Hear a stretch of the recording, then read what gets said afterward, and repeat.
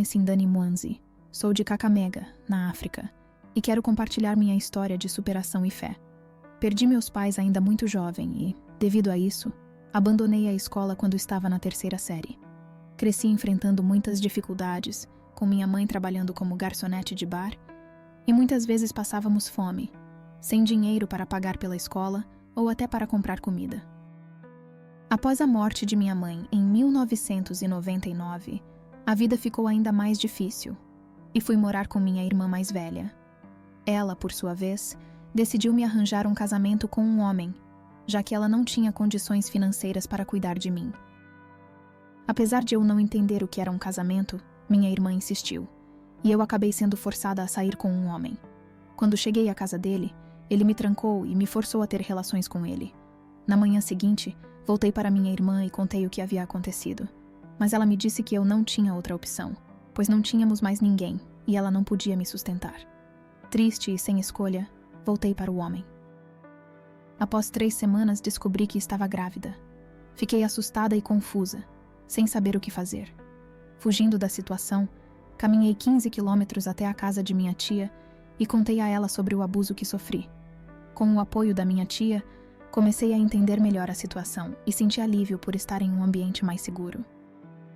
Pouco antes de dar à luz, fui levada de volta para minha irmã, que insistiu que eu voltasse para o homem com quem eu havia sido forçada a casar. Mesmo relutante, fui. Quando o homem chegou, ele me agrediu, e em seguida, eu comecei a sentir dores de parto. Naquele momento, sua mãe me levou até um médico tradicional, que disse que eu era muito jovem para ter o bebê. Apesar de tentar ajudar, o parto foi complicado, e finalmente, fui cortada para dar à luz uma menina. Mesmo assim, comecei a nutrir um grande rancor pela criança, pois sentia que ela era um lembrete do sofrimento que havia vivido. Com o tempo, fiquei exausta e, após 4 meses, decidi fugir novamente, levando a criança comigo. Fui para a casa de minha tia, onde fiquei por quase 1 ano, mas logo voltei para entregar o bebê ao homem, pois não queria mais ser responsável por ela. Quando cheguei lá, o homem não estava em casa, então deixei a criança com a mãe dele e fugi novamente. Desta vez, eu queria ir para Mombasa, pois era um lugar que conhecia desde a infância. No caminho, encontrei um cobrador de ônibus que me deu carona até Nairobi, onde procurei meu irmão mais novo, acreditando que ele poderia me ajudar a voltar para a escola. Chegando em Pangani, meu irmão me contou que não estava mais estudando, e com a ajuda de meu tio, fui atrás de uma oportunidade para estudar. No entanto, meu tio não me ajudou, alegando que, como já era uma mulher, não poderia mais ir à escola. Fiquei sem opções, e com a rejeição de meu tio, fui tratada como uma pessoa que poderia estar doente, devido ao falecimento de minha mãe, que possuía HIV. Um incidente envolvendo a água levou meu tio a me agredir violentamente, acreditando que eu estava transmitindo o HIV para seu filho. Após ser agredida, meu tio me expulsou de sua casa, e com meu irmão, seguimos em busca de uma nova vida, finalmente chegando a Mombasa. Em Mombasa, nos juntamos a outros meninos de rua, onde, apesar de tudo, encontrei alguma paz, pois muitas pessoas ainda me reconheciam da época em que minha mãe trabalhava ali. A vida era difícil, mas ali encontrei um pouco de alívio e uma sensação de pertencimento entre aqueles que, como eu, também lutavam pela sobrevivência. Após a morte de minha mãe, o namorado dela, um homem que se levou meu irmão, mas eu recusei ir com ele, pois sentia que a situação não seria segura para mim. Ele levou meu irmão para sua casa e o matriculou na escola, enquanto eu permaneci em nossa casa. Decidi então procurar ajuda para estudar e fui até um lar de crianças em Kakamega, na esperança de que um bispo pudesse me ajudar. Chegando lá, fui para a casa de minha tia, irmã de minha mãe, que me pediu para ajudar a cuidar de seu bebê e fazer bebidas locais, como o xangaa. Trabalhei muito, mas acabei fugindo para a Missão para os Órfãos, onde fiquei por 1 semana e participei de uma cruzada. Lá, conheci um rapaz que cresceu em um orfanato e que se tornou como um tio para mim. Ele me pediu para levar tomates e verduras até sua casa e me prometeu que me levaria de volta ao orfanato. Porém, ao chegar lá, o bispo não me aceitou de volta por saber que eu havia passado por situações difíceis e tinha um filho. Nesse mesmo dia, o homem que me levou para a casa dele me ofereceu uma bebida e, em seguida, a situação tomou um rumo doloroso. Ele abusou de mim. Quando acordei, 2 homens discutiram sobre o que aconteceu, e o homem fugiu. Outro homem me levou até a estrada, onde fui socorrida por samaritanos e levada para o hospital. O bispo foi informado, mas decidiu resolver o caso de maneira interna, evitando que a polícia tomasse medidas contra o homem. De volta à casa da minha tia, tentei esconder o ocorrido, mas ela percebeu que algo estava errado. Após algumas semanas, fui ao orfanato e contei a uma das mães que não estava bem. Quando fui ao médico, descobri que estava grávida, e o bispo soube do caso. O homem responsável sugeriu que eu interrompesse a gravidez, mas eu me recusei e fugi. Fui para a casa da minha tia em Maragoli, onde ela me deu apoio, e fiquei lá até dar à luz a minha filha, Ruth. Quando minha filha completou 4 meses, decidi voltar para Kakamega, na esperança de que o homem que havia se mostrado indiferente à minha situação pudesse ajudar. No entanto, ele fez comentários cruéis sobre a criança, dizendo que não se importava com ela, o que me fez sentir rejeitada e triste. Ele me mandou embora, e voltei para a casa da minha tia, onde ela me alertou sobre a vida difícil que tínhamos pela frente, já que ela vivia da produção de Xangá, a bebida local. Em 2002, minha filha adoeceu, e minha tia pediu que eu a deixasse sozinha para buscar água e continuar fazendo bebida local. Um homem, conhecido como o marido da minha tia, levou minha filha ao hospital e depois me deu seu número de telefone e um celular para esconder. Ele me disse que poderia mudar minha vida e me ofereceu ajuda financeira. Sem opções, aceitei a oferta e ele me instruiu a fugir quando minha tia estivesse fora. Quando ela foi à igreja, eu escapei, fui para Kakamega e em seguida peguei um carro para Nakuru. Lá, ele me encontrou e me levou a um hotel, prometendo me ajudar a ter uma vida melhor. Ele pediu que eu me convertesse ao Islã para que pudéssemos viver juntos e ele alugasse uma casa para mim. Aceitei, pois sentia que não tinha escolha. Vivemos juntos e depois de alguns meses, descobri que estava grávida. Ele me disse que compraria um pedaço de terra se eu tivesse um filho homem, mas quando fui ao hospital e tive outra menina, ele reagiu negativamente. Senti que estava sendo punida. Não entendia o motivo de Deus me colocar em tais situações. O homem nunca apareceu no hospital, e eu fui ajudada por um policial que pagou minhas contas, mas com a condição de que, quando eu melhorasse, seria dele. No entanto, eu sabia que ele também não me veria mais. Quando deixei o hospital, fui para a casa que ele havia alugado para mim. Lá, o senhorio me informou que o homem havia pago 6 meses de aluguel e fornecido tudo o que eu precisava, mas também disse que ele não queria me ver mais, pois queria um filho homem. Fiquei lá por alguns meses, e minha filha já estava começando a sentar. Nesse apartamento, havia outras mulheres que trabalhavam de forma independente, e uma delas me ofereceu ajuda para encontrar trabalho. Sem educação e sem documentos, aceitei o emprego que ela me ofereceu como empregada, onde eu lavaria roupas para ganhar algum dinheiro. No entanto, essa mulher me introduziu a um novo tipo de trabalho, onde as pessoas fazem concessões para obter dinheiro. Após refletir sobre todas as dificuldades que já enfrentei, decidi aceitar essa oportunidade, acreditando que não havia outro caminho. A partir daquele dia, comecei a trabalhar nas ruas. Um homem me pagou 6.000, e embora eu estivesse preocupada com a possibilidade de ter sido exposta ao HIV, continuei a trabalhar. Em 2006, conheci uma mulher chamada Njeri, que me disse que eu estava desperdiçando meu corpo e me ofereceu a chance de ganhar mais dinheiro em Mombasa. Mas eu teria que deixar minhas filhas para trás e pagar o aluguel para uma empregada. Ela me prometeu que ganharia mais de 30.000 por mês, e decidi ir. Njeri pagou o aluguel por 3 meses em Nakuru, fez algumas compras e me levou para Nairobi, onde fomos ao aeroporto. Fiquei nervosa, pois nunca havia embarcado em um avião e queria estar com minhas filhas. Relutante, pedi para ela me levar de volta para Nakuru, mas ela insistiu que fôssemos para Mombasa. Chegando lá, um carro caro nos pegou e eu comecei a ficar desconfiada.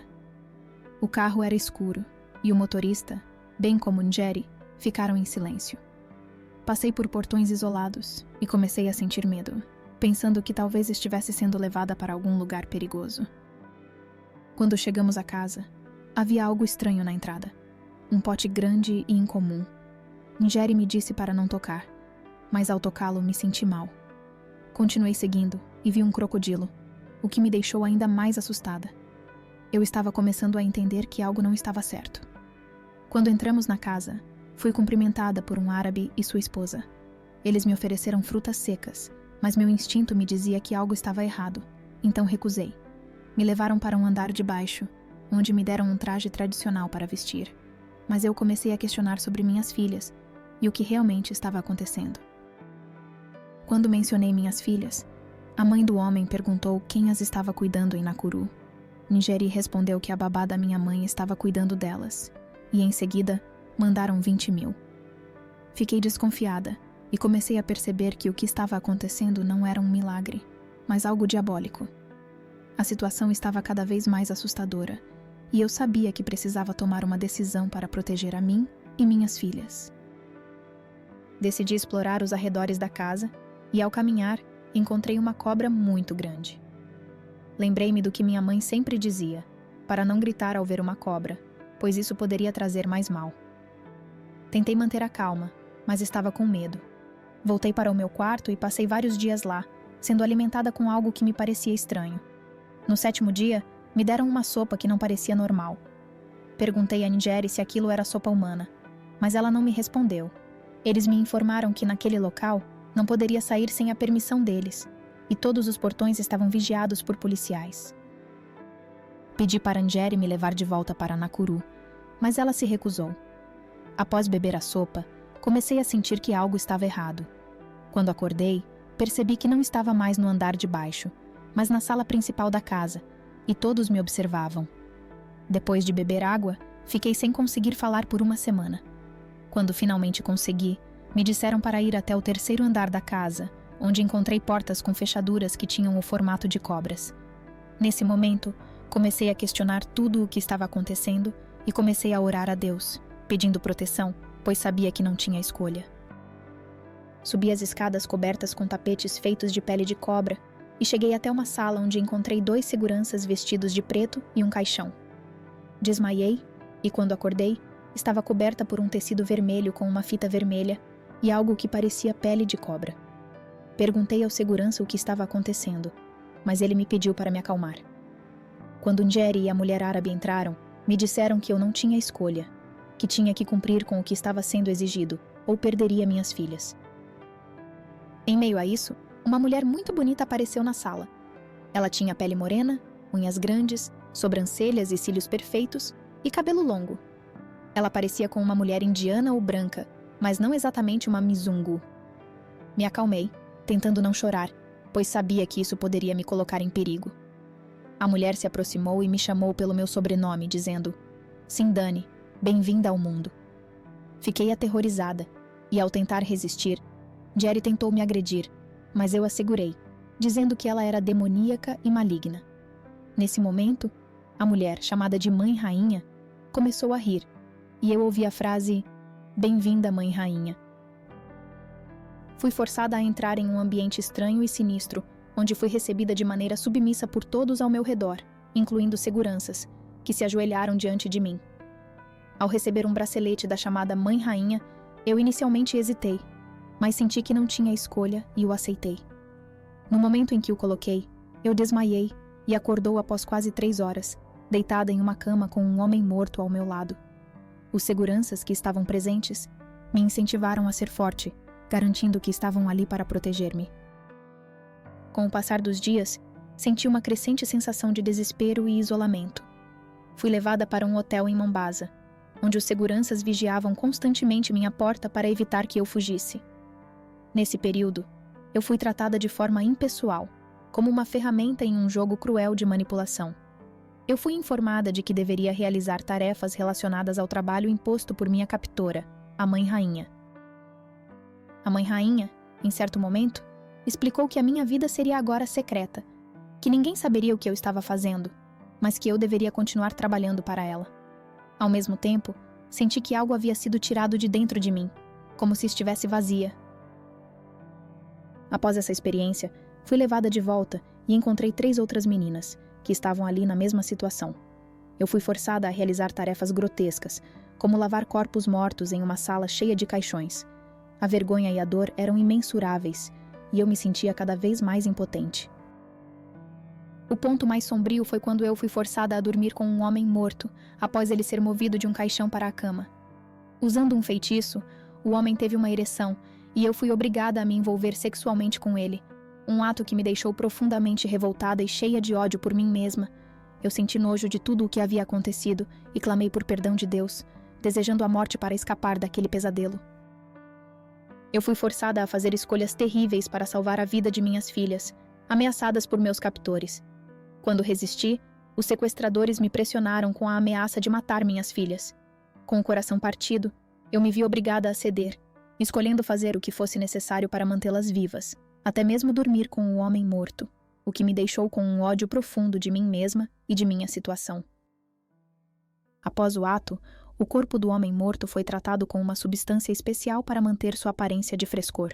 Durante o processo, joias e outros itens valiosos surgiram do caixão, evidenciando a prática ritualística. O ambiente ao meu redor continuava sombrio e aterrador. Eu fui informada de que o mestre da casa e a rainha-mãe estavam controlando tudo, com uma atmosfera de medo constante. O segurança me orientou a não demonstrar emoções, pois a morte poderia ser a consequência caso eu me rebelasse. Fui sendo levada a diferentes locais, incluindo o aeroporto e uma estadia em Kisumu, onde continuei sendo vigiada. Durante essa viagem, a rainha-mãe continuou a mostrar minhas filhas como uma forma de controle, reforçando as ameaças de morte caso eu não cumprisse as ordens. Após a viagem, eu tive permissão para ver minhas filhas, mas logo voltei à minha rotina brutal de lavar corpos. Para suportar as tarefas, eu fui forçada a imaginar que estava lavando um familiar, como um bebê ou marido doente, o que tornava a situação ainda mais cruel. Ao longo de 6 meses, eu segui sendo abusada fisicamente e psicologicamente. Eu fui treinada para fumar, beber e usar substâncias para suportar o trabalho. Enquanto isso, mantinha contato com minhas filhas apenas por telefone, tentando parecer que nada estava acontecendo. A dor emocional, ao ser afastada de minhas filhas e obrigada a participar dessas práticas macabras, era imensa. Em junho de 2007, recebi uma visita da rainha-mãe, que me surpreendeu com a proposta de me dar um marido espiritual. Eu fiquei confusa, questionando se a rainha-mãe estava se referindo a um homem morto, mas a resposta foi vaga, deixando-me sem entender completamente o que estava acontecendo. A rainha-mãe também mencionou que o comandante queria que eu comprasse uma casa e me perguntou onde eu gostaria de morar, sendo que escolhi Nakuru, onde minhas filhas estavam. Assim, compraram uma casa para mim em Mlimani, mas com a condição de que ninguém soubesse sobre o local e que eu vivesse como uma mulher pobre quando estivesse fora, apesar de morar em uma grande casa. Após a compra da casa, a rainha-mãe disse que eu precisaria de um marido espiritual antes de começar meu trabalho. A rainha-mãe explicou que a marcação feita no meu corpo, que causou uma sensação de queimadura, era um processo de ativação de poderes sobrenaturais, incluindo os de dragão, cobra e leopardo. Embora eu não compreendesse completamente o que isso significava, fui informada de que aprenderia aos poucos sobre esses poderes. A minha primeira missão em Nakuru foi ainda mais perturbadora. A rainha-mãe me pediu para trazer mais mulheres lésbicas, algo que eu não entendia. Ao questionar sobre o significado do termo, foi minha amiga Nyeri quem me explicou. Eu fui persuadida, começando a concordar com as ordens dadas por eles. A missão me levou até a Universidade de Egerton, onde eu fui instruída a entregar pulseiras e outros presentes a 4 garotas, que estavam em uma cerimônia de formatura. Eu fui tratada como uma convidada VIP e fui incumbida de garantir que as garotas seguissem as instruções da rainha-mãe. Após completar a missão, a rainha-mãe elogiou o meu trabalho e fui mais uma vez mostrada às garotas, agora sob o controle da rainha-mãe, realizando suas vontades. Isso me fez questionar ainda mais as intenções da rainha-mãe, que comecei a associar com o mal. A tensão aumentou quando a rainha-mãe me ameaçou, mostrando-me minhas filhas e irmão, dizendo-me que, se eu desistisse, nunca mais os veria. Mesmo diante do medo e da confusão, continuei obedecendo às ordens, buscando o perdão de Deus, mas mantendo o foco na esperança de ver minhas filhas novamente. Após a primeira missão, eu recebi um marido espiritual, que chegou à noite com a tarefa de ensinar-me a usar os poderes que me haviam sido dados. Esse homem me ofereceu uma bebida, que me fez adormecer profundamente. Ao acordar, eu me encontrava em um matagal com ele e fui instruída sobre como utilizar os diferentes poderes. O poder do dragão, que exige que eu beba 2 litros de Coca-Cola, o poder do leopardo, que exige 2 litros de leite, e o poder da cobra, que exige o consumo de 8 ovos pela manhã. Eu segui a missão, bebendo e comendo conforme as instruções, até que experimentei pela primeira vez o poder do dragão, voando de Nakuru até Kabarak. Durante essa viagem espiritual, eu me deslocava para um dormitório masculino, onde interferi na energia reprodutiva dos jovens, usando uma pulseira que recebi da Rainha-Mãe. Eu observava um dos meninos, que começou a se masturbar após o contato comigo. A missão tinha como objetivo coletar a energia masculina dos jovens, algo desejado pela Rainha-Mãe, que busca poder masculino. Após causar o sofrimento do garoto, fui instruída a deixar o local e voar de volta para meu corpo físico. Fui convocada pela Rainha-Mãe para Mombasa, onde eu deveria me preparar para uma missão em Dubai.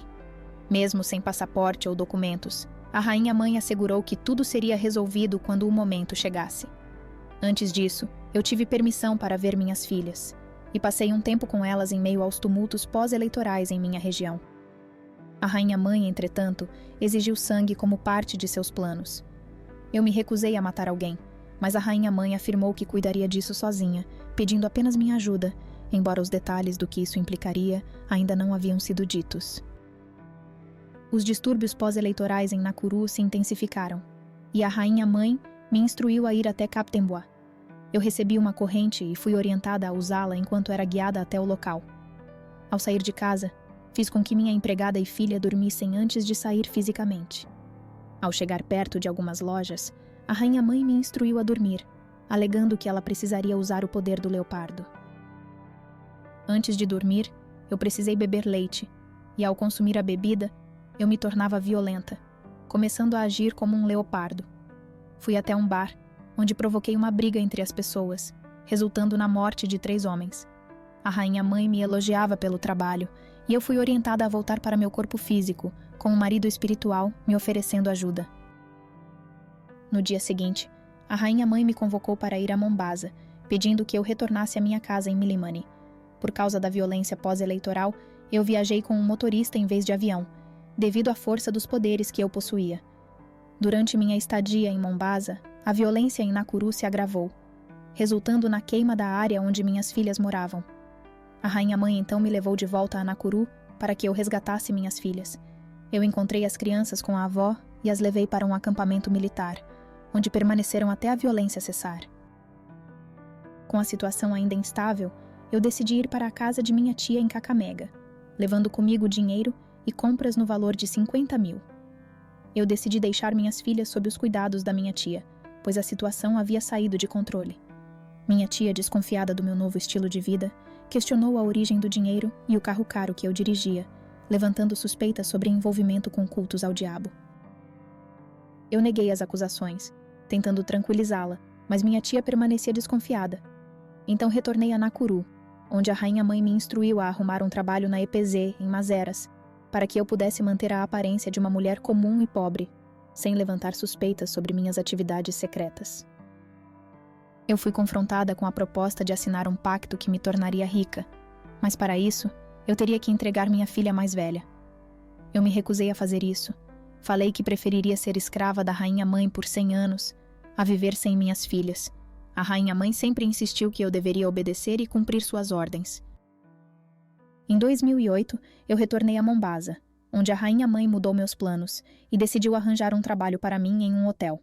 Surpreendentemente, documentos falsificados, como um certificado de 8ª série, diploma de graduação e outros, apareceram do nada, permitindo que eu conseguisse o emprego. Eu me impressionei com a perfeição dos documentos e também comecei a falar fluentemente em inglês. Quando cheguei ao hotel, a Rainha-Mãe me instruiu a seduzir o gerente do Hotel Sarova, garantindo um emprego para mim em troca de sexo. A Rainha-Mãe também me orientou a usar proteção e levar o esperma do homem para ela. Após o ato, sentindo-me revivida por memórias de abuso, decidi agir com violência contra o homem, apertando suas partes íntimas para causar-lhe câncer, conforme orientado pela Rainha-Mãe. Depois disso, eu exigi ser paga antes de aceitar o emprego, ameaçando o gerente de morte caso ele se recusasse. O gerente, com medo, cedeu, e eu recebi uma carta garantindo meu trabalho como garçonete. No entanto, eu queria ser camareira para cumprir meu trabalho de forma adequada. Após 4 dias, o gerente nunca mais apareceu no trabalho, e rumores sobre sua saúde começaram a se espalhar, com as pessoas especulando que ele havia comido algo ruim, uma referência à pílula amarga que eu tinha lhe dado. Enquanto isso, eu encontrei uma mulher no hotel que rezava muito, mas estava com medo.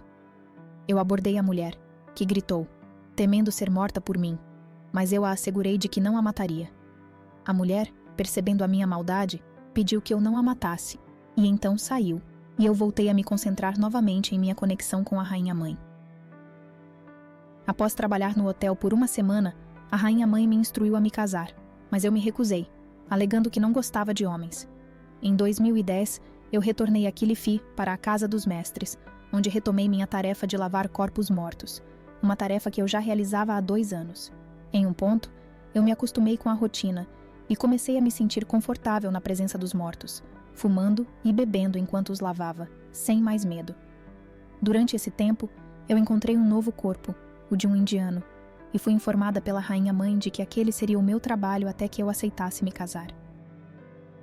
Após 2 anos lavando os corpos, eu comecei a questionar a senhora-chefe sobre os corpos e o pacto que eu precisava assinar. A senhora-chefe me levou até um quarto luxuoso, cheio de ouro, dinheiro, joias e produtos caros. Ela me ofereceu loções e maquiagens e me instruiu a me preparar para um evento. Eu fui vestida com roupas especiais e maquiada, mas ao invés de sair fisicamente, eu fui induzida a dormir após consumir uma bebida. Quando acordei, eu me encontrava em um matagal com os seguranças da Rainha-Mãe. A Rainha-Mãe começou a explicar que usava os homens para conseguir dinheiro, e quanto mais bem cuidados os corpos estavam, mais dinheiro ela ganhava. A conversa levou a uma tentativa de convencer-me a assinar o pacto, mas a condição para eu me tornar rica seria entregar minha filha. Eu me recusei, disse que estaria disposta a ser escrava, mas não a entregar minhas filhas. Durante essa reunião no mato, eu e as outras pessoas presentes consumimos carne, sem saber que estávamos comendo carne humana. A carne tinha uma aparência preta, o que só foi revelado mais tarde por uma das mulheres presentes. Após esse evento, eu e os outros nos preparamos para ir embora, cientes de que muitos cristãos acordavam para orar às 3 horas da manhã, o que indicava que o tempo da reunião estava se esgotando.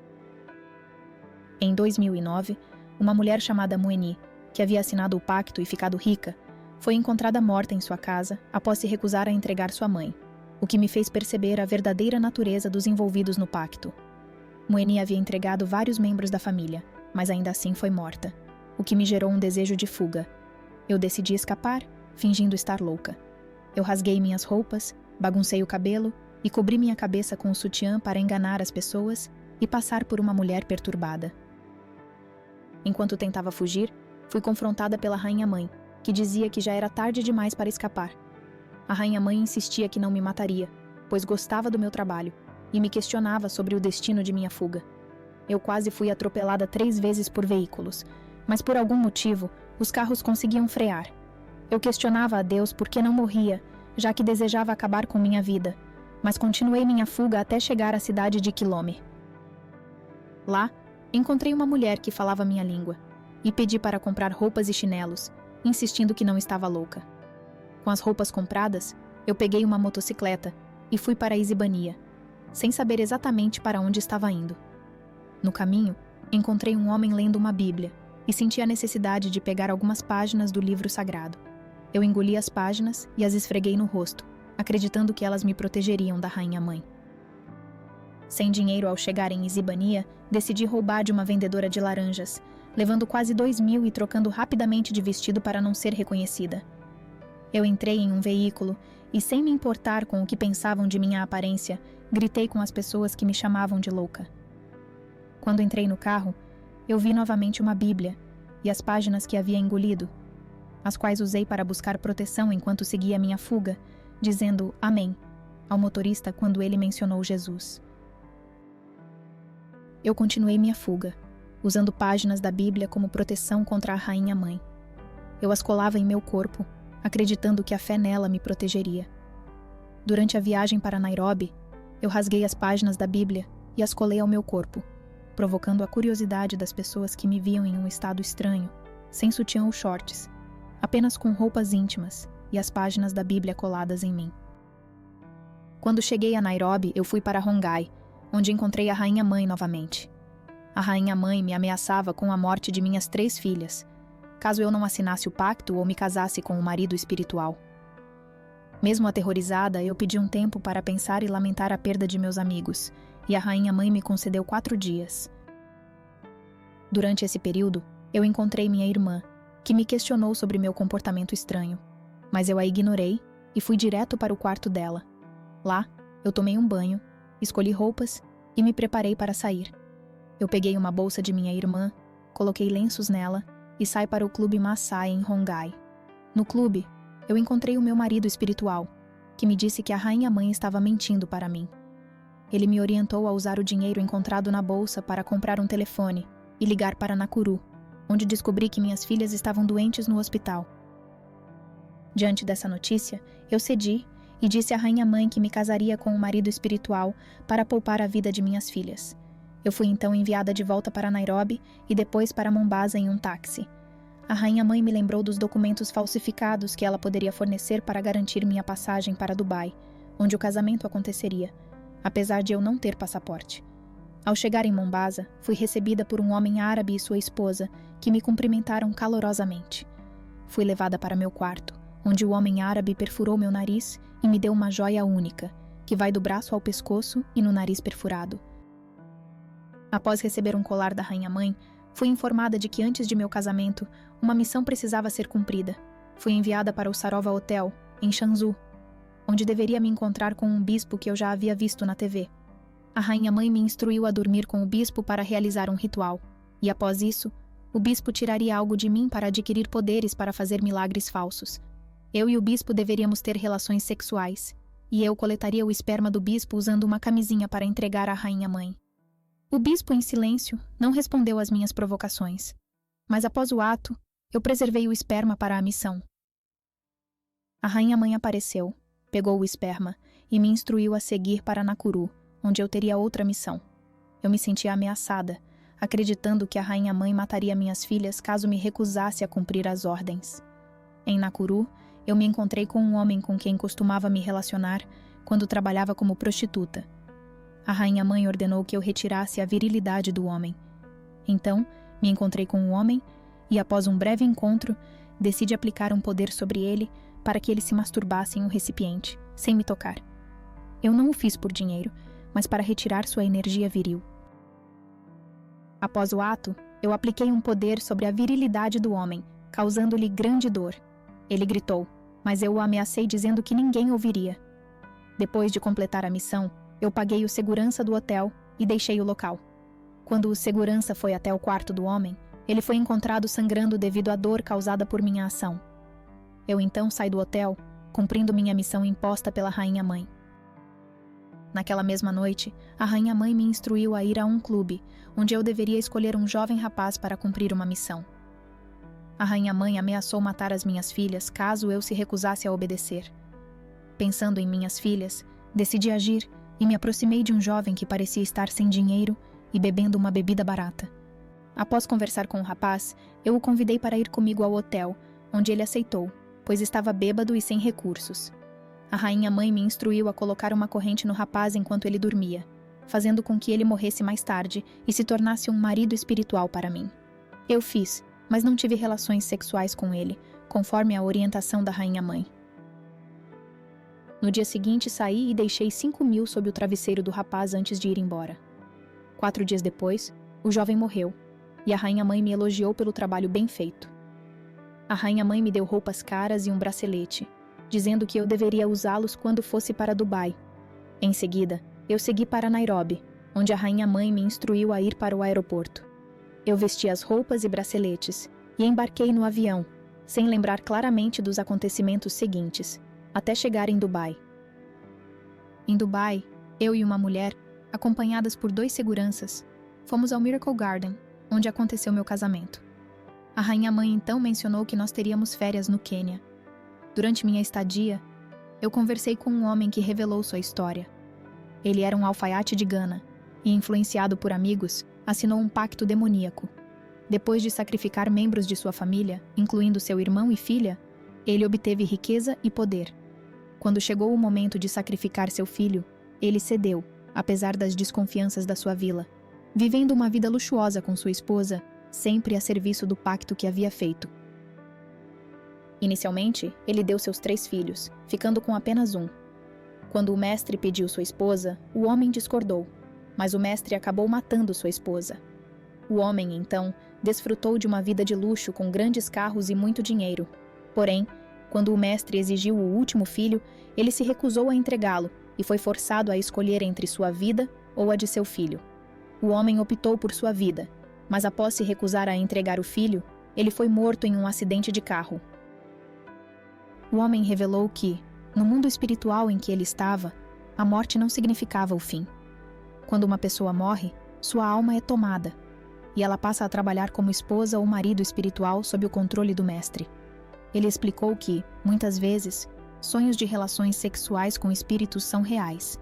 E eu confirmo a veracidade disso, aconselhei um rapaz que mencionou o mesmo tipo de sonho a procurar ajuda de um pastor. Então retornei ao Quênia, e a rainha-mãe disse que minha próxima missão seria dormir com bispos. Eu aceitei, mas exigi que a rainha-mãe mostrasse quem eram os bispos. Ao ser apresentada aos bispos, eu fiquei chocada ao ver aqueles que aparecem na TV, alguns usando correntes e lenços e pregando de maneira estranha, como se escondessem algo no bolso. A rainha-mãe, então, me enviou a Eldoret, onde um bispo com um orfanato me esperava. A minha missão era fazer sacrifícios com as crianças no orfanato, algo que me deixou profundamente perturbada. A rainha-mãe, percebendo a minha tristeza, instruiu a não fazer muitas perguntas e a seguir suas ordens. Ao chegar ao orfanato, eu me deparei com as crianças que seriam sacrificadas e me perguntei por que Deus permitiu que essas crianças, que já haviam perdido seus pais, fossem agora usadas para ganhar dinheiro. No entanto, eu me controlava e seguia as instruções da rainha-mãe. Durante a noite, eu fui com o bispo para o hotel, onde encontrei pequenos brinquedos no quarto, o que aumentou meu desconforto com a missão que estava sendo forçada a cumprir. Durante minha permanência em Eldoret, eu observava que os brinquedos dados às crianças começavam a causar reações estranhas, com as meninas gritando à noite, e uma delas morreu após 2 dias. A rainha-mãe me instruiu a ficar em Eldoret até que 3 crianças morressem. Enquanto isso, eu era obrigada a dormir com o bispo e coletar o esperma dele para a rainha-mãe. Eu percebi que o bispo estava realizando milagres falsos, mas a missão que me foi dada era cumprir as ordens da rainha-mãe. Após concluir a missão, eu retornei a Mombasa em 2010. A rainha-mãe me ordenou a levar meu primo para a cidade e também começar a trabalhar na EPZ, em Mazeras, onde eu deveria vender roupas de marca, como Gucci, mas sem que as pessoas soubessem o que eu realmente estava fazendo. Eu segui as instruções e comecei uma vida simples, alugando um quarto e comprando um colchão e um fogão. Eu chamei meu primo, que tinha o hábito de buscar dinheiro rápido e se envolver com mulheres mais velhas. Ele se adaptaria ao estilo de vida e continuaria fazendo o mesmo tipo de trabalho. A rainha-mãe então me avisou de que, por causa dessas 2 pessoas, ela seria poupada. Em outubro de 2010, eu fui instruída a trabalhar com um homem de Tanzânia na EPZ. A rainha-mãe exigiu que ele fosse tirado de cena, mas eu me recusei a matar alguém novamente. Em vez disso, eu o enfeiticei, e o homem morreu após colocar um colar que eu lhe dei. Quando o corpo foi encontrado, eu fiquei em choque. Fui ao banheiro e chorei, mas o espírito do homem apareceu para mim e me disse para parar de chorar, assegurando-me que eu não fui a responsável por sua morte. Ele me avisou para fugir, e após esse encontro, eu retornei à minha casa em Mombasa, me tranquei e chorei. Nesse momento, o meu marido espiritual apareceu e prometeu me ajudar a fugir. Ele me instruiu a sair rapidamente, explicando que ele sabia como a rainha-mãe operava e o que ela poderia fazer. O marido espiritual então amarrou a rainha-mãe enquanto ela dormia, e naquele mesmo dia, eu fugi de Mombasa, deixando tudo para trás. Eu abandonei a casa pequena onde morava e fui para a grande casa que a rainha-mãe havia comprado para mim. Eu também pedi para meu primo ocupar a casa e parar de morar com amigos, alegando que estava indo trabalhar na EPZ de Nairobi. Então me encontrei com um marido espiritual, que me ajudou a encontrar um homem para me casar. Em novembro de 2010, me reconectei com um amigo de longa data, com quem me casei em dezembro do mesmo ano, com a ajuda do marido espiritual. Durante esse período, a rainha-mãe começou a me atacar espiritualmente. Buscando proteção contra esses ataques, eu comecei a visitar médicos de feitiçaria, que sugeriram práticas estranhas, incluindo um ritual no cemitério. A médium me levou até um cemitério em Nakuru, onde eu entrei em um caixão com um corpo morto, enquanto o médico realizava rituais com ervas e teve relações comigo. Após esse ritual, eu comecei a usar amuletos dados pelo médico, os quais me protegeram dos ataques espirituais. Eu me casei com um homem e comecei a viver com ele no estilo amasiado, sem uma cerimônia formal. Em fevereiro, eu fiquei grávida.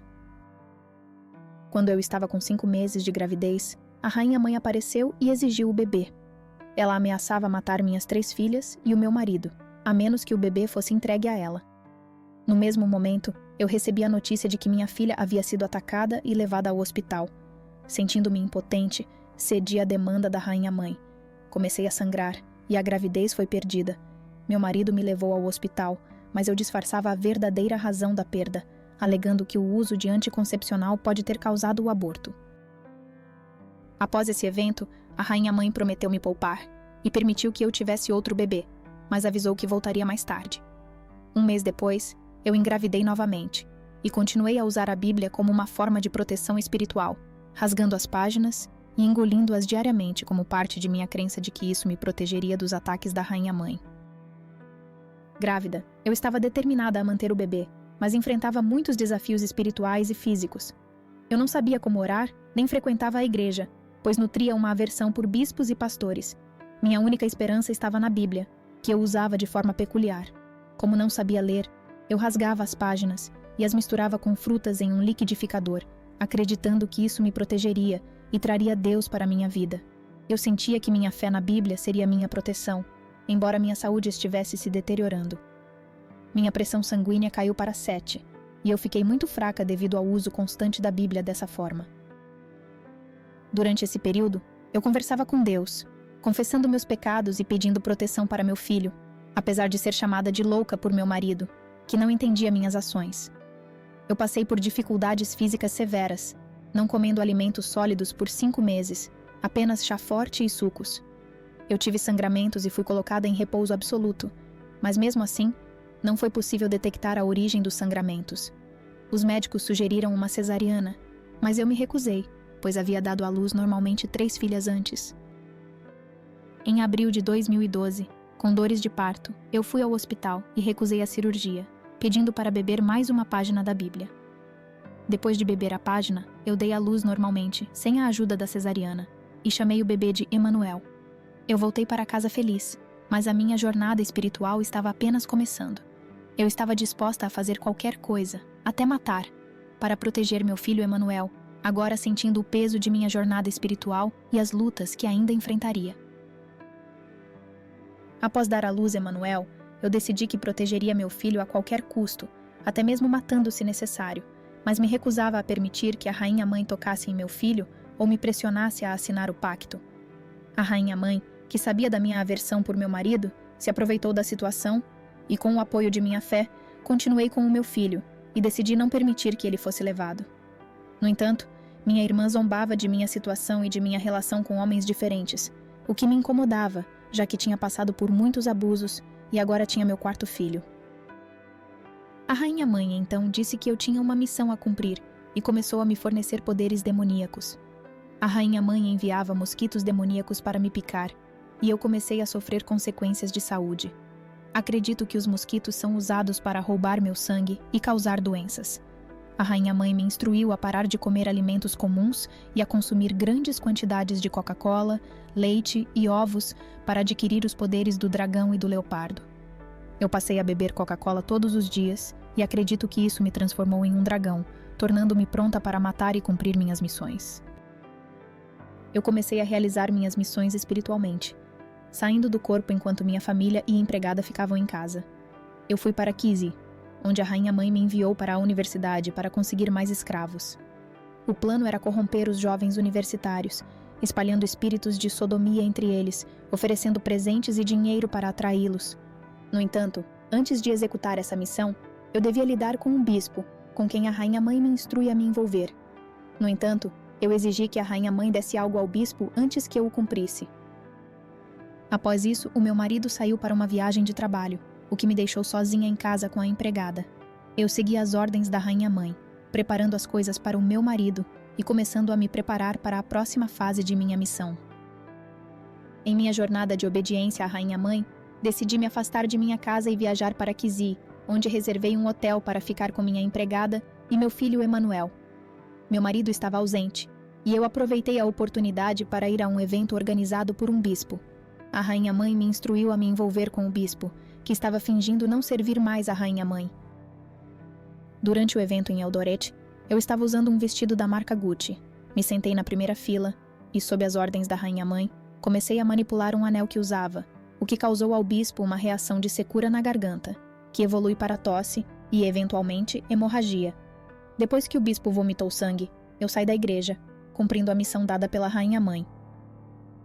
Eu retornei para Kizii, onde continuei minha missão de corromper jovens na Universidade de Kizii. Eu oferecia doces especiais, com poderes, a 2 jovens universitários, instigando-os a praticar atos de sodomia e masturbação. Esses jovens acabaram se comportando de maneira estranha, e eu, sentindo que a missão foi cumprida, retornei ao hotel. Após 2 dias, eu voltei para Nakuru, onde encontrei um feiticeiro com quem tive um encontro anterior. Eu pedi à Rainha Mãe que matasse o feiticeiro, mas ao voltar para minha casa, eu comecei uma nova rotina com minha empregada, comprando 2 litros de leite e colocando-o na geladeira, como parte de meu dia a dia. Após não conseguir usar a geladeira em casa, eu pedi à vizinha que guardasse o leite para mim por algumas horas. Depois de beber o leite e garantir que minha família dormisse, eu me transformei espiritualmente em um leopardo e parti para atacar o feiticeiro, Muhammad, que me havia prejudicado. Eu o encontro no hospital, onde depois de confrontá-lo de forma agressiva e ameaçadora, o agredi psicologicamente e fisicamente, vingando-me por abusos passados. Eu usei meus poderes, intensificando-os ao me comportar como um leopardo novamente, deixando o feiticeiro aterrorizado e em silêncio. Após o confronto, eu rapidamente fugi do hospital e me disfarcei em banheiros públicos, voltando para casa como se nada tivesse acontecido. Após esse evento, a Rainha Mãe me enviou em outra missão, desta vez para Kakamega, onde eu, com a intenção de corromper mais pessoas, ofereci doces a estudantes e mulheres em um clube. Eu usava o batom e o spray como parte de meu plano para influenciar as mulheres, fazendo com que elas começassem a agir de maneira promíscua, iniciando comportamentos de lesbianismo. Eu me diverti com o sucesso de minha missão, sentindo-me no controle da situação, e depois retornei para o hotel, completando mais uma tarefa dada pela Rainha Mãe. A Rainha Mãe me instruiu a trabalhar com um bispo que eu conhecia e que era bastante influente em Kakamega. Eu comecei a dormir com esse homem, o que o fez se tornar rico, e com isso, os meus filhos foram afastados do Quênia. Eu havia repetido esse processo em Mombasa, casando-me com outro homem e tendo o bebê Emanuel. Eu comecei a viver em uma casa em Mazeras, que tinha um quarto especial, com 3 portas.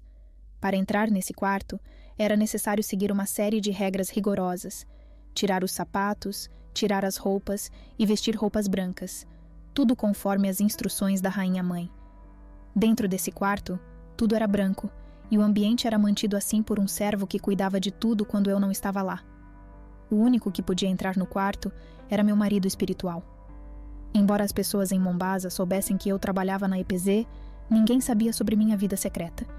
Eu continuava a ser bem paga por minha produção e mantinha minha vida oculta.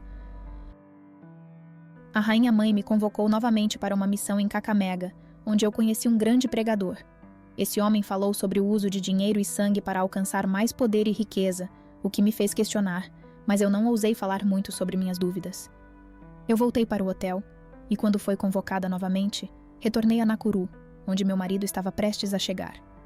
Quando cheguei em Nakuru, eu dei o dinheiro à empregada para mantê-la quieta sobre o que acontecia, sabendo que a empregada não entenderia bem o que estava acontecendo. Após um período de descanso de 4 meses em que me mantive tranquila e não tive contato com a Rainha Mãe, fui chamada novamente para uma missão. A Rainha Mãe me instrui a usar meus poderes para agir espiritualmente, fazendo com que meu marido, filho e empregada adormecessem para que eu pudesse sair à noite. Eu recebi uma tarefa de corromper jovens em clubes e universidades, oferecendo chocolates especiais. Esses chocolates causam comportamentos de masturbação entre os jovens, algo que eu considero chocante. Após esse período, a Rainha Mãe me enviou de volta para Mombasa, especificamente ao Neptune Hotel, com a missão de matar uma mulher que estava muito doente. Eu, tendo deixado de amamentar Emanuel a pedido da rainha-mãe, segui as instruções e, ao encontrar a mulher, a feri intencionalmente ao pisar nela, causando-lhe sangramentos. A mulher morreu após 4 dias de sofrimento no hospital. Então retornei ao hotel e, no dia seguinte, segui até o Forte Jesus em Mombasa, onde encontrei a rainha-mãe e meu marido espiritual. Lá, fui informada de que minha próxima missão seria eliminar um segurança, um falso guerreiro de oração. Embora relutante em matar mais uma pessoa, fui instruída pela rainha-mãe a esperar e realizar a missão no dia seguinte. Eu continuei a viver sob o controle da rainha-mãe, fazendo o que me era ordenado para proteger meus filhos, especialmente Emanuel. Eu estava em um bom hotel em Malini quando vi uma mulher tentando entrar, mas sem dinheiro para pagar. O segurança, que era o mesmo que a rainha-mãe havia me mostrado, se recusou a deixá-la entrar, dizendo que ela não tinha como pagar. Descobri que a mulher era uma trabalhadora do sexo, e a rainha-mãe me disse para entrar e que ela me ajudaria a matar o segurança. Então, fui até o canto, fingi não me sentir bem e pedi ajuda ao segurança. A mulher começou a discutir com ele e, de repente, tirou o sapato e o acertou na cabeça com o salto. O segurança começou a sangrar e logo as câmeras do hotel foram desligadas para encobrir o incidente. Eles prenderam a mulher e levaram o segurança para o hospital, mas ele morreu no caminho, antes de chegar a Mombasa.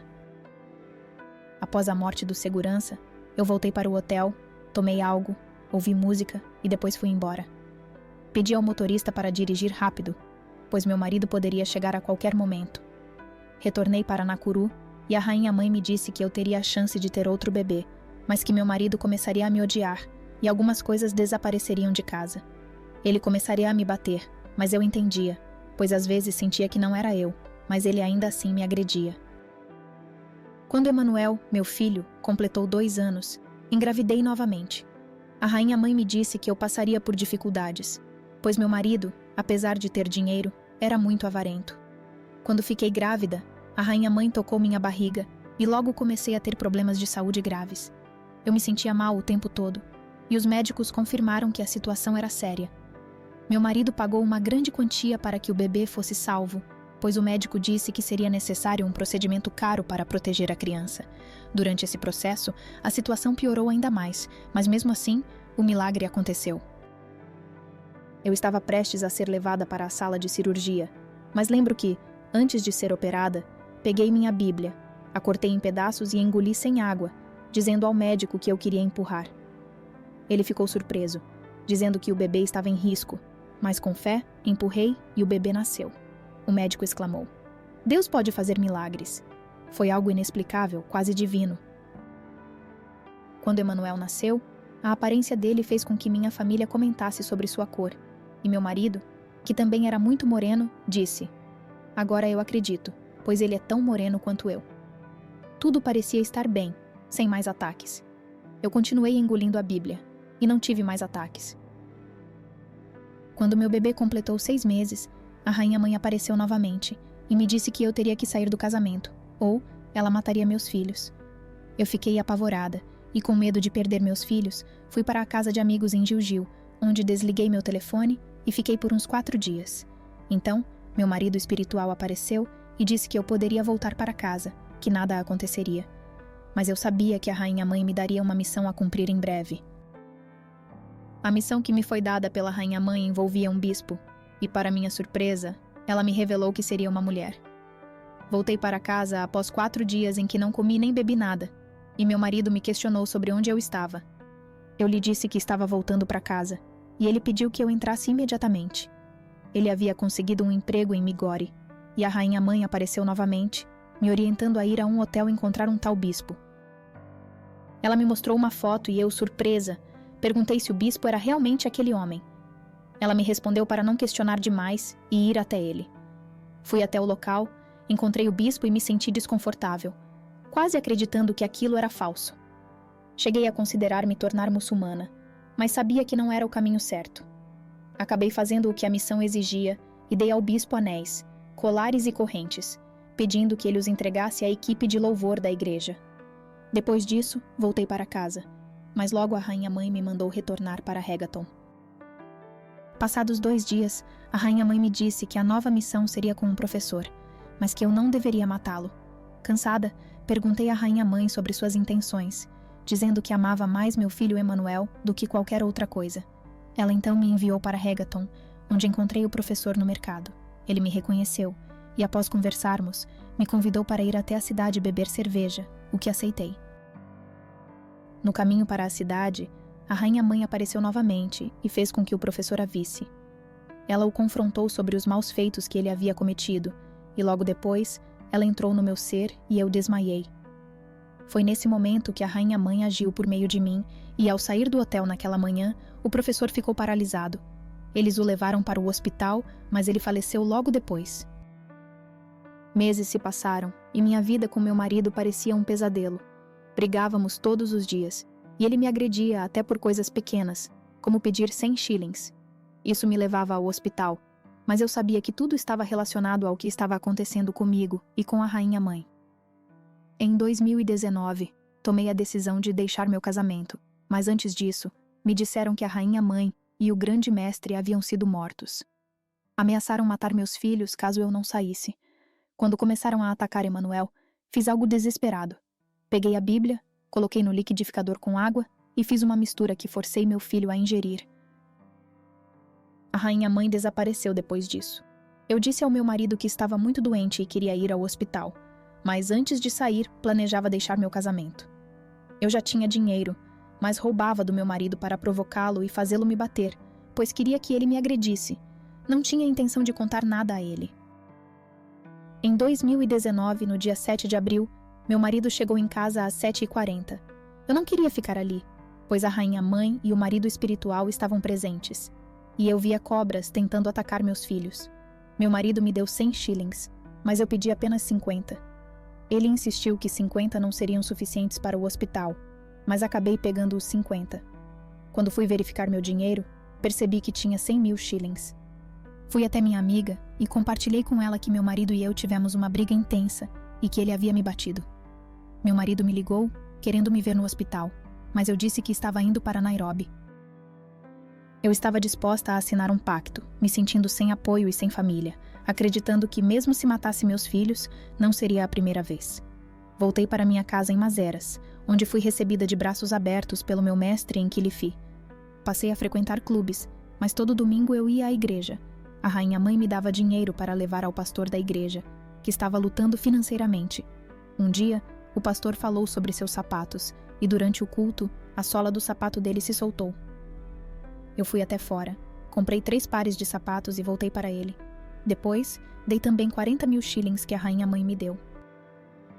O pastor, após receber a ajuda, recebeu uma ligação dizendo que seu irmão havia morrido em um acidente. Durante o luto, o filho do pastor, que estava com uma vela acesa, acabou se queimando e morreu. Quando pedi à rainha-mãe para parar com tudo aquilo, ela me disse que aquele pastor agora se tornara um grande adorador do diabo.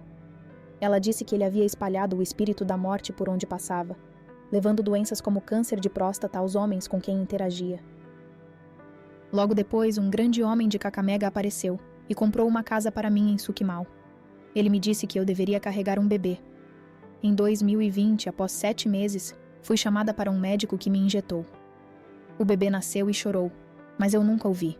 Senti que não aguentava mais, pois cada vez que engravidava desse homem, tudo acontecia dentro de casa, com um médico sendo chamado para mim, e a gravidez sendo mantida em segredo, sem que eu pudesse sair de casa. Após dar à luz ao bebê, tomei a decisão de parar com tudo. Voltei para Mazeras e, de forma simbólica, queimei quase tudo o que eu tinha, roupas, perucas e joias, e joguei tudo na água. Quando voltei, o marido espiritual me ajudou, e eu decidi que passaria a amar a rainha-mãe novamente, fazendo tudo o que ela quisesse. Dei os documentos e devolvi tudo ao meu mestre em Kilifi, dizendo que não queria mais aquela casa. Ele me garantiu que compraria outra para mim, mas recusei e pedi uma nova casa. Assim consegui sair e, em novembro de 2020, voltei para casa sem dinheiro. Meus amigos questionaram o que tinha acontecido e então voltei para ver Okinawa. Eu havia queimado tudo, roupas, maquiagens, e queria ser eu mesma. Fui morar em Rongai, onde vivia sem dinheiro, dormindo no chão e me alimentando com um simples donut e suco de caju. Sentia que não queria mais matar, não queria mais fazer parte daquele mundo. Cheguei a pensar que se a rainha-mãe aparecesse, pediria para que ela me matasse, pois estava cansada de viver. Fui morar com minha prima, onde começamos a beber e, com o início da pandemia, decidi ir para Kakamega. Falei para minha prima que queria voltar para casa, mas eles me disseram que eu nunca mais comeria comida normal. Em vez disso, comia carne e bebia sangue, sem saber de onde vinham esses alimentos. O marido espiritual me dava dinheiro, e eu começava a roubar de minha irmã, mas culpava meu marido, sem reconhecer que eu estava errada. Eu estava saindo com celebridades e dando-lhes correntes caras, tendo relações com eles e me vangloriando disso. Comentei com minha amiga que eles aceitavam presentes, mas, para alcançar a fama, precisavam sacrificar alguém, geralmente uma pessoa querida. Em 2021, fui para Kakamega novamente, e a vontade de matar ainda estava em mim. Fui a um bar e aproveitei uma briga, o que resultou na morte de um homem, que foi confirmado pelo médico. Comecei a procurar pastores, mas passei a odiá-los. Busquei me manter bem e bonita, e até fui para a China, esperando ficar doente. No entanto, um pastor me pediu para dormir com ele, o que me fez questionar a situação. Fui à mesquita e comecei a me afastar cada vez mais de quem estava ao meu redor, sem entender o que estava acontecendo comigo. Eu não tinha dinheiro e não sabia como explicar a ninguém. Em 2022, voltei para casa muito abatida, chorando muito. A rainha-mãe apareceu e me disse que eu deveria realizar uma missão. Eu estava lutando. Minha filha havia saído da escola. Eu não tinha dinheiro nem casa. A rainha-mãe me enviou para Kisumu e me disse que se eu conseguisse pegar um jovem, ela me deixaria ir. Fui até Dunga Beach, onde vi um rapaz vendendo peixe. A rainha-mãe me instruiu a fazer com que ele assinasse um pacto e, com a ajuda de um segurança, consegui me aproximar dele. Eu enganei o garoto, fazendo-o acreditar que algo estava acontecendo com ele. Ele aceitou vir para a cidade, onde o fiz assinar o pacto, acreditando que isso o ajudaria a conseguir dinheiro. Após ele assinar, a rainha-mãe me elogiou por ter poupado a vida dele. Dei-lhe 12.000 shillings e o mandei embora. 4 dias depois, encontrei o garoto na Califórnia, agora rico. Mas no mundo deles, eu já havia matado a irmã e a filha dele. Eu não aguentava mais e decidi voltar para Kakamega, onde fiquei com minha prima. Minha prima me perguntou o que estava acontecendo comigo, pois eu já não tinha mais dinheiro. A situação estava confusa e em 2022 eu me encontrava sem nada. Uma amiga minha chamada Linda também estava enfrentando dificuldades financeiras e me contou que estava participando de campanhas em Kitoka, onde os políticos ricos davam dinheiro para ela distribuir. Eu não queria voltar para essa vida, então procurei novamente um bruxo que me ofereceu proteção em troca de um relacionamento sexual. Ele me deu um amuleto para me proteger da rainha-mãe e do marido espiritual, e com isso parei de vê-los. Após as eleições, tudo parecia se acalmar. No entanto, minha irmã me disse que minha mãe havia jogado minhas coisas fora. As pessoas começaram a falar mal de mim, e minha tia também não pôde me ajudar. Fui morar com minha prima novamente, mas ataques espirituais começaram a acontecer. Eles queriam que eu matasse o bebê dela, mas me recusei e procurei alugar uma casa pequena. A casa onde fui morar era de uma mulher que pertencia a um homem grande que me dava dinheiro para o aluguel. No entanto, comecei a ter dificuldades para cozinhar, e a comida mudava, o que me fez sentir que estava sendo punida para voltar ao meu antigo caminho. Eu não conseguia cozinhar sem que a comida mudasse, e o marido espiritual interferia, me dando comida à noite.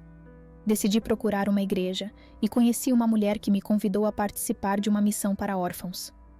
Ela me falou sobre um ministério feminino, e eu decidi seguir adiante, tentando esquecer o que aconteceu e acreditando que o lugar agora estava diferente. Eu estava em uma situação muito difícil, não tinha onde ficar e estava sem dinheiro para me alimentar.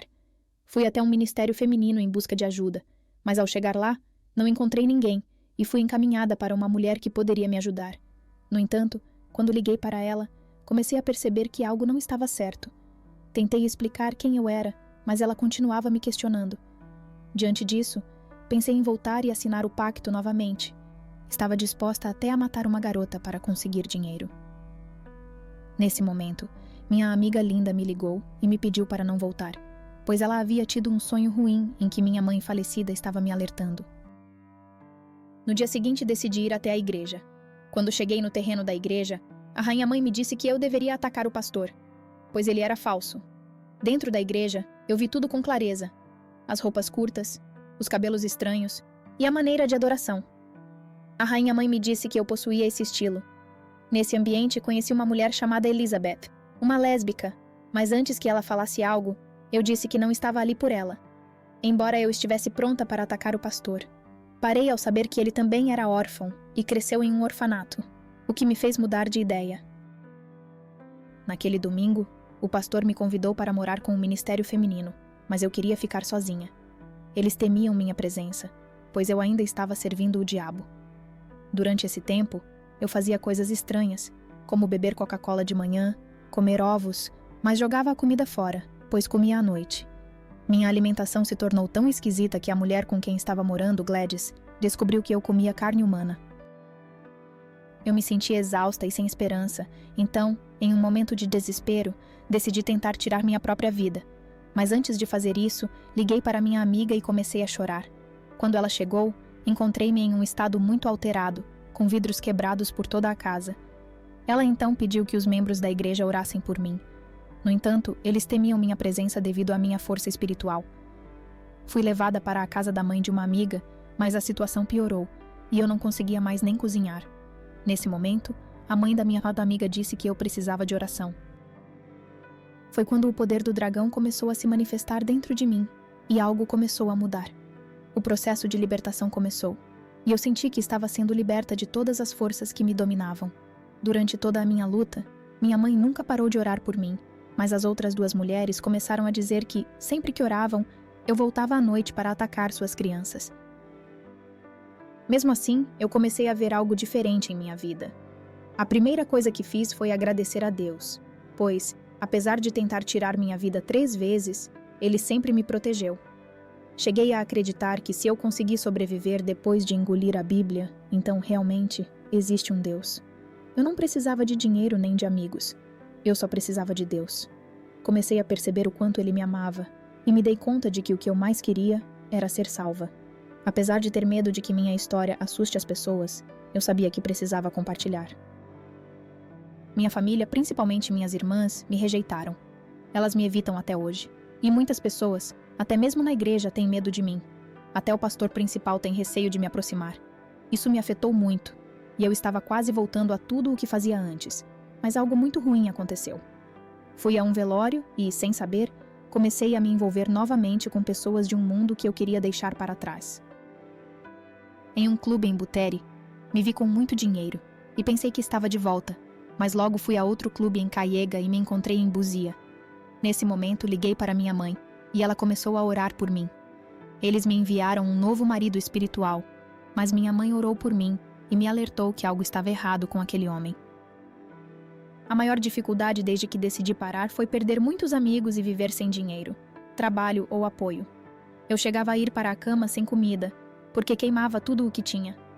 Comecei do zero e muitas vezes pensei em voltar para o mundo, mas uma voz sempre me dizia para não voltar e que Jesus estava comigo. Mesmo sem saber como lidar com tudo, eu comecei a confiar em Deus. Eu sabia que precisava contar minha história, mas também sabia que, se meu marido soubesse, ele jamais me aceitaria de volta. Eu entreguei minha vida a Jesus, mesmo em meio a tanta dor. Eu sabia que com Jesus, tudo seria diferente, e comecei a procurar essa transformação. Em janeiro deste ano, finalmente entreguei minha vida a Jesus. Decidi que não queria mais beber nem dormir com homens. Meu desejo era que Deus me ajudasse a voltar para o meu marido ou me desse um marido, mas não um marido espiritual. Meus filhos têm idades variadas. O mais velho tem 23 anos, o segundo tem 20, o terceiro tem 18, o quarto tem 11 e o mais novo tem 8. A primeira e a segunda filha abandonaram a escola devido à minha situação e, mesmo tendo dinheiro, a rainha-mãe me ameaçou dizendo que, se eu usasse esse dinheiro para dar uma vida melhor aos meus filhos, ela começaria a devorá-los. Então eu agia como se não tivesse nada. Meu terceiro filho ainda está no 4º ano da escola e o grande homem estava pagando suas mensalidades, mas eu tinha um saldo de cerca de R$110. Agora, não tenho lugar fixo para morar. Fico nas casas de antigos amigos, mas sempre me mudo depois de 2 ou 3 dias. Hoje, posso dizer que estou no processo de libertação. Não sou totalmente livre, mas Deus tem me ajudado a renovar minha mente com sua palavra. Sei que a libertação é um processo, e assim como eu, meu marido também teve que desaprender as coisas do mundo e aprender as coisas do reino de Deus. Quero agradecer à mamãe Gladys, pois quando assisti ao testemunho dela, comecei a me sentir mais tranquila. As pessoas da igreja não me entendiam, e eu sentia que só a Érica podia me compreender. Gladys esteve ao meu lado o tempo todo, orando por mim, sem medo de mim, mesmo quando eu não sabia orar ou nem mesmo ler a Bíblia. Quando eu sentia ataques espirituais, ela sempre orava comigo, e isso me dava forças. Mamãe Gladys orou por mim e me ajudou financeiramente, quando eu não tinha nem o suficiente para comprar comida ou absorventes. Ela me mostrava amor incondicional, algo que ninguém mais fez. Embora as outras pessoas na igreja tivessem medo de mim, ela nunca teve. Graças às orações de Gladys, minha vida começou a mudar, e me sinto mais próxima de Deus agora. Agora, estou sentindo que Deus me levantou e me deu uma nova perspectiva. Quero servir a Deus e cantar para Ele, mas também pedi a Ele para me mostrar a igreja certa, porque não queria ir a qualquer igreja. Quando se trata de perdão, eu perdoei os homens que me prejudicaram. A mamãe me ensinou que, se eu não perdoasse, Deus não me abençoaria. Eu os perdoei, e até liguei para um deles para expressar meu perdão. O outro já faleceu. Ele foi morto em 2004, em Nairobi. Quando penso em dar conselhos a outras pessoas que passaram por situações semelhantes, como as que foram abusadas ou perderam a esperança, eu diria que a chave é aceitar o que aconteceu, pedir a ajuda de Deus e perdoar os agressores. O perdão é crucial para a cura.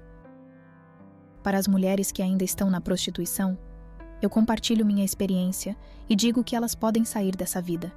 Elas podem orar a Deus e pedir perdão, e Deus as perdoará, assim como Ele me perdoou. Não importa o que elas fizeram, Deus pode perdoar e dar uma nova chance. Quanto às pessoas que maltratam órfãos ou pessoas com HIV, meu conselho é que, assim como eu, elas devem entender o sofrimento dessas pessoas.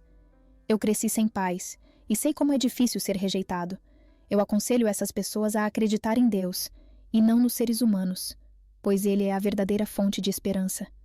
Todos merecem amor e compaixão, independentemente de suas circunstâncias.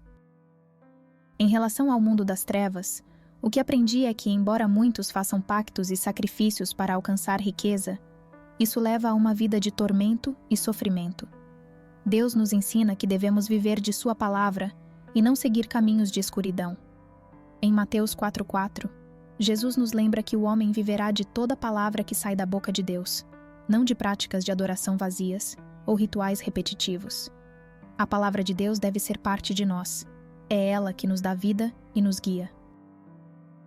Quero alertar os homens de Deus, especialmente os pastores e jovens pastores, a não seguirem o caminho de muitos bispos que estão em pacto com a Mãe Terra para obter grandes congregações e dízimos. Vivemos em um momento onde podemos dar nosso último suspiro a qualquer instante, e a Mãe Terra é uma traidora. Ela pode oferecer riquezas ou relacionamentos, mas sempre retira algo valioso em troca, como energia vital ou saúde. Não vale a pena seguir esse caminho. Além disso, é importante entender que o sexo é uma aliança. Quando você se deita com alguém, torna-se uma só carne com essa pessoa, e isso significa que os espíritos com os quais ela tem alianças têm acesso à sua vida. Isso abre portas para maldições hereditárias, pactos e uniões espirituais que afetam você. A Bíblia nos alerta sobre isso, dizendo que o corpo é o templo do Espírito Santo e que devemos fugir da fornicação. Todo pecado contra o corpo é um pecado contra o próprio templo, e devemos glorificar a Deus no nosso corpo e espírito, pois pertencem a Ele. Quando alguém é forçado a se deitar com outra pessoa, essa pessoa se torna uma só carne com a morte. Se alguém morre após ter relações sexuais com outra pessoa, a morte é transmitida espiritualmente. As doenças espiritualmente transmissíveis, que são muito mais perigosas do que as doenças físicas, não podem ser bloqueadas com preservativos. A vida é espiritual, e é por isso que a Bíblia nos instrui a fugir da fornicação, porque isso pode ser uma questão de vida ou morte espiritual. Eu sou grata a todas as pessoas que têm coragem de se expor e contar suas histórias. Não é fácil, mas como a vida é espiritual, sabemos que Jesus está ao nosso lado. Ele nos ama e nos fortalece para sermos mais que vencedores. Mesmo que o inimigo tenha tentado nos ferir, voltamos mais fortes, com a certeza de que o diabo está derrotado. Continuamos unidos, com fé, apoio e orações para seguir em frente em Cristo. Agradeço a Deus pelo poder no nome e no sangue de Jesus, pela total libertação de minha vida e pela proteção divina sobre mim. Oro para que essa libertação seja duradoura e que todos que ouviram o meu testemunho possam ser tocados por essa verdade, seja homem ou mulher, casado ou não, onde quer que estejam. Oro para que o Senhor os envolva com seu poder e amor, colocando em seus corações o desejo pela sua palavra e pela vida correta. Oremos também pelos homens de Deus que estão passando por dificuldades, para que não se desviem para caminhos errados em busca de riquezas fáceis. Oremos para que eles se lembrem de que não adianta ganhar o mundo inteiro e perder a alma. Que todos aqueles envolvidos com pactos malignos se arrependam e se afastem antes que sejam consumidos pelas suas iniquidades. É um tempo de guerra espiritual, e oramos para que intercessores de todo o mundo se unam para destruir as operações malignas da Mãe Terra e da Rainha do Mar, que têm dominado a vida de muitas pessoas. Pedimos que esta informação se espalhe para que possamos levantar um exército de intercessores para combater o inimigo. Agradecemos a Deus pela vitória, pois Ele nos fez reis e sacerdotes, nos separando das trevas e nos colocando no reino de seu Filho amado. Através do sangue de Jesus, temos redenção e perdão dos pecados. Pedimos que todo pacto maligno seja destruído e que nenhum mal nos atinja, como prometido por Deus. Oremos por todos que passaram por situações semelhantes. Aplicamos o sangue de Jesus sobre eles, para que sejam totalmente libertos, que possam encontrar esperança, força e redenção, e que suas histórias também se tornem testemunhos poderosos de vitória. Em nome de Jesus, amém.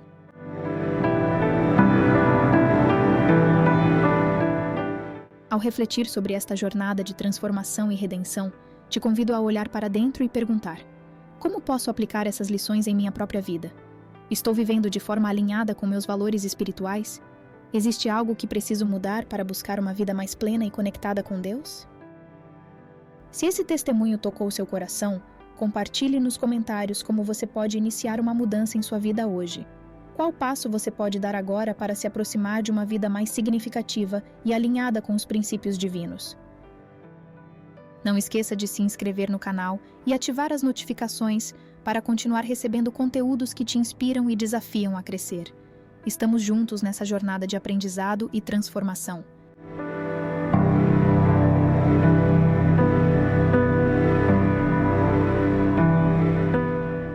Foi nesse instante que eu percebi: se eu morrer hoje, se eu já não estou morto, eu vou para o inferno. E isso seria por causa de todas as decisões que tomei, porque eu decidi desobedecer a Deus, porque decidi usar substâncias ilícitas, porque decidi fazer as coisas do meu jeito e não ouvir ou buscar conselhos. Não foi culpa de ninguém mais, foi minha responsabilidade. E naquele momento eu pensei: se eu estou destinado ao inferno, o que poderia me salvar? Quem poderia me salvar? E Deus colocou esse pensamento na minha mente: Jesus. O nome de Jesus tem poder para salvar, até mesmo das garras do inferno, até mesmo de qualquer poder demoníaco ou força negativa. Foi a primeira vez que eu realmente enxerguei Jesus como a resposta, e naquele momento eu pensei: eu preciso de Jesus. Se você se sentiu tocado por este testemunho e quer assistir esta história e mais histórias como esta, não deixe de se inscrever em nosso canal. Aqui, compartilhamos experiências poderosas que podem transformar vidas e fortalecer a fé. Clique no botão de inscrição, ative o sininho para receber notificações e junte-se à nossa comunidade de fé e esperança.